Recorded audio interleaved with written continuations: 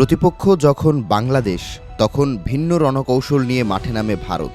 খেলার মাঠে এই পুচকে বাংলাদেশের কাছেই অসংখ্যবার নাজেহাল হয়েছে ভারতীয়রা। আর রাজনীতির মাঠে হেরে যাবার ইতিহাস তৈরি হয়েছে 2024 সালের 5 আগস্ট।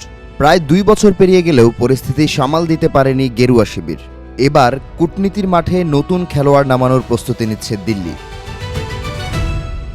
প্রণয় ভার্মার স্থলাভিষিক্ত হিসেবে ঢাকার পরবর্তী ভারতীয় হাইকমিশনার হতে যাচ্ছেন দীনেশ ত্রিবেদী। সম্প্রতি দেশটির বেশ কয়েকটি গণমাধ্যমে উঠে এসেছে এই তথ্য।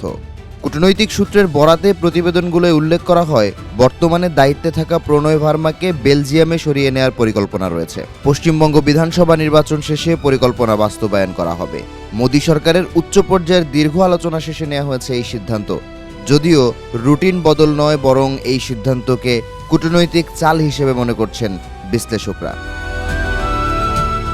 হাইকমিশনার নিয়োগের ক্ষেত্রে ভারতে ফরেন সার্ভিস অফিসারকে বেছে নেওয়ার প্রথা রয়েছে, কিন্তু কূটনীতিকের বদলে এবার দাবার গুটি হচ্ছেন অভিজ্ঞ রাজনীতিবিদ। 75 বছর বয়সী দীনেশ ত্রিবেদীর রাজনীতির হাতেখড়ি তৃণমূল কংগ্রেসে।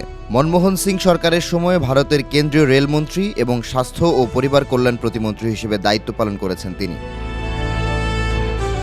তবে 2021 সালে তৃণমূল ছেড়ে বিজেপিতে যোগ দেন দীনেশ, যার পুরস্কার স্বরূপ এখন বাংলাদেশে ভারতের রাষ্ট্রীয় প্রতিনিধি হিসেবে দায়িত্ব পালন করতে যাচ্ছেন তিনি। বিশ্লেষকদের ধারণা, রাজনৈতিক যাত্রাপথই দীনেশকে বহুমাত্রিক ও বাস্তববাদী কূটনৈতিক খেলোয়াড় হিসেবে পরিণত করে তুলেছে। বাংলাভাষী ও সংস্কৃতি মনস্ক হওয়ায় দুই দেশের মাঝে সেতু বন্ধনের কাজ করতে পারেন বিজেপির এই নেতা।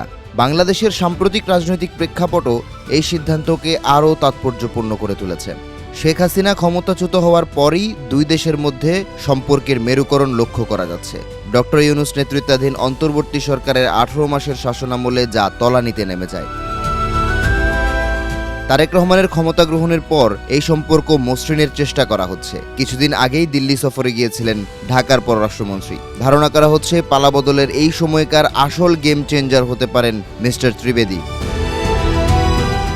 যদিও সীমান্ত হত্যা, অভিন্ন নদীর ন্যায্য হিস্সা ও অভ্যন্তরীণ ইস্যুতে নাক গলানোর সংস্কৃতিকে বড় চ্যালেঞ্জ হিসেবে দেখছেন বিশ্লেষকরা।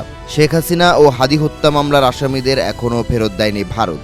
বদলি খেলোয়াড় দিয়ে এই বিষয়গুলো কিভাবে ট্যাকেল করে ভারত, সেটি এখন দেখার বিষয়।